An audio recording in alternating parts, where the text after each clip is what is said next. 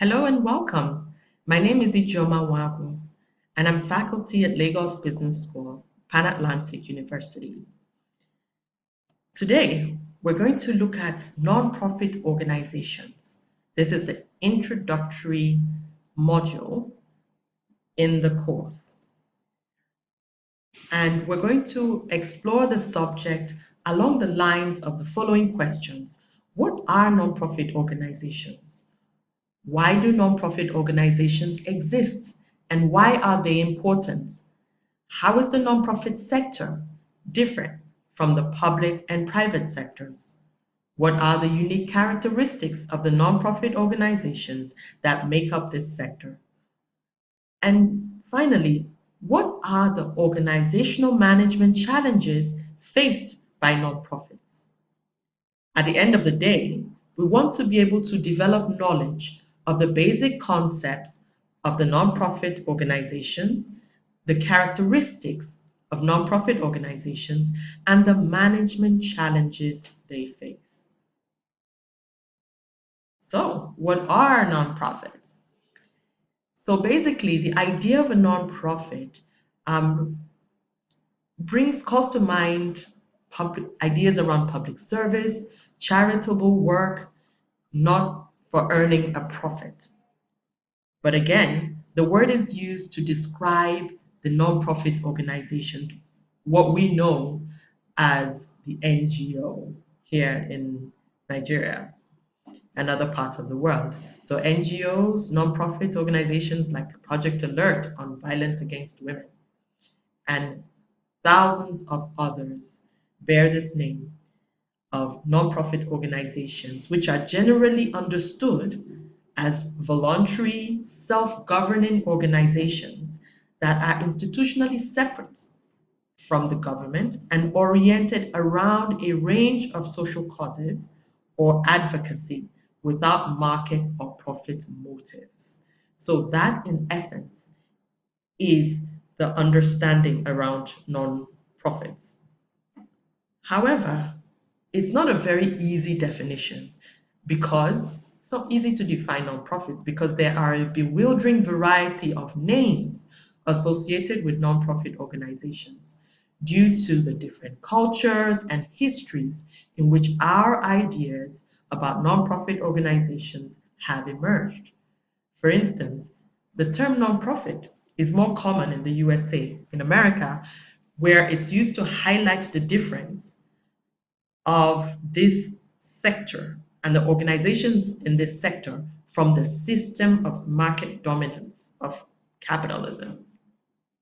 And in the UK, we often hear the words voluntary organization or charity organizations as being more common due to the historical ties of the nonprofit organizations in the UK with the Christian church. And in our part of the world, in developing countries such as Africa, developing parts of the world such as Africa and our country, Nigeria, what we hear more often is the word NGO, non-governmental organization, or civil society organization, which links with the history of military rule and how these organizations emerged as oppositional institutions to guarantee civil and political rights for the citizenry. So there are different words to describe nonprofits, and there's a variety of institutional forms that nonprofits take. So as such, some of these organizations are referred to in terms of their type, be it charitable, civil society organizations, voluntary organizations, social sector organizations. In Canada, this is a more common typology, social sector organizations being part of a broader social economy. And then we also have, as I mentioned, in our own parts of the world, nonprofits being described as non-governmental organizations. And more recently, worldwide, some of these organizations have come to be called social enterprises. But collectively, these organizations are together, sometimes referred to as the third sector, or social economy, voluntary sector, or not-for-profit sector. But what we want to establish is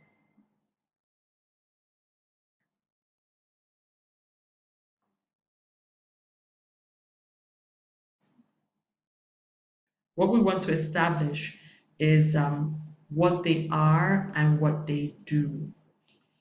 So, despite the label, one common mistake is to assume that because nonprofit organizations bear that label of nonprofit, that they cannot at all charge fees and generate other revenues and make substantial profits.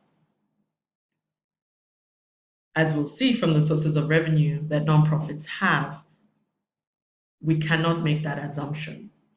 But what we can say is that unlike for-profit organizations, nonprofits generally do not have owners, as in a private owner of a business, and do not exist to distribute their profits to their members or directors. So NGOs nowadays have a broad range of sources of revenue, ranging from membership fees and subscription, donations, grants and aid, sales, government aid and contracts, and also philanthropic contributions from corporates and individuals. So these developments around revenue have shaped and reshaped our understanding of what nonprofits are and what they do. And what do nonprofits do?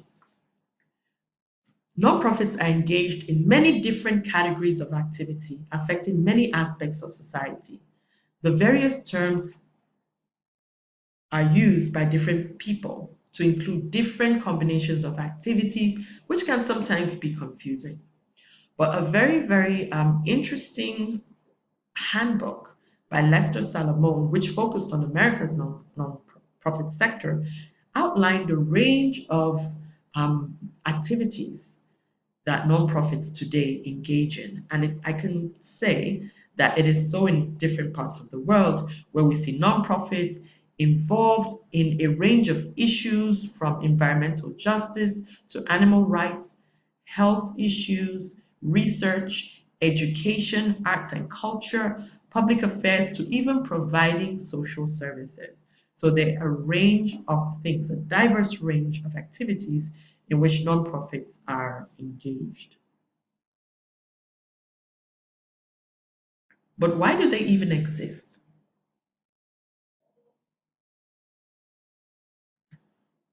One common understanding of why nonprofits exist is to fill the gaps, to solve problems that affect communities. So the idea behind many nonprofits and nonprofit activity is to improve and enrich society, creating social wealth rather than material wealth alone. Nathan captures this understanding where he talks about the essence of voluntary action as one which, is not directed or controlled by the state, but one that is financed by private individuals um, who fund it. But the idea is that the work of nonprofits embodies the sense of responsibility of private persons towards the welfare of their fellows. It is the meeting by private enterprise of a public need. So nonprofits exist to drive social welfare. And it is often the understanding of the role of nonprofits and NGOs in our part of the world, in African countries and other emerging economies around the world. There is a very strong social welfare ethos underlying the reason for existence of nonprofits. So I'll give you an example with Nigeria, which is characterized by high poverty. Over 70% live below the poverty line, and over 18% of the working of the population are unemployed, and there's a widening inequality gap. So, in this context, our understanding of what nonprofits and NGOs exist to do is to address these social welfare problems. And when you look at the recent um, definition of NGOs in the NGO bill, which was under consideration in our legislature, in our national legislature, you see that it is here defined with that social welfare ethos in mind, so there, an NGO, non-governmental organization, or nonprofit is defined as a private voluntary grouping of individuals or associations, not operated for profit or for other commercial purposes, but which have organized themselves nationally or internationally for the promotion of what? Social welfare, development, charity, or research through mobilization of resources. So there you have it. NGOs exist to drive social welfare. So why else do they exist? According to Princeton University professor Anne-Marie Slaughter, they exist to give the state a lift. So nonprofits exist to plug the gaps in public problem solving. So they exist to make up for government failures, to address coordination problems in government, manifest as bureaucracy, which often leads to suboptimal outcomes. So NGOs, through their advocacy, public policy work, reconciliatory efforts, and sometimes their work towards creating social safety nets are able to um, make up for government failure and support the government in achieving more optimal outcomes in terms of its obligations to the citizenry. So nonprofits do exist to address government failure, and not only the failure of government, but the failure of markets. Because the private sector too, although not often criticized for inefficiencies and lack of competence, are also fail in achieving the best outcomes for the broader society. For example, we are aware of some of the sustainability issues, environmental sustainability issues around oil operations in the Niger Delta, where private sector activities have led to devastating environmental degradation in communities there. So it is the nonprofit sector that has been active in addressing the externalities of private sector activities in these communities. We have the Forestry Association of Nigeria and other NGOs that have started to address issues around market failure.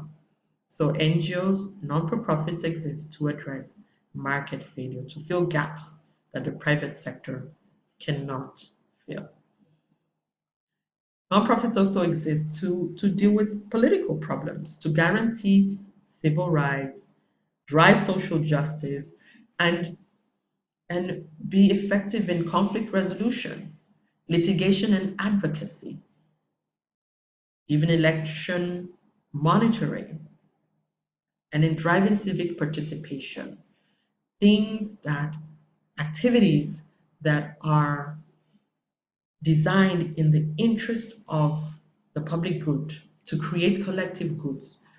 One good example is the role of the Civil Liberties Organization in Nigeria, which historically was involved in driving the safeguard of civic rights against the onslaught of military rule in the 80s and 90s, and is now also active in election monitoring to ensure that even in democratic government, that civic rights are protected and civic participation is ensured. So nonprofits exist to address political problems and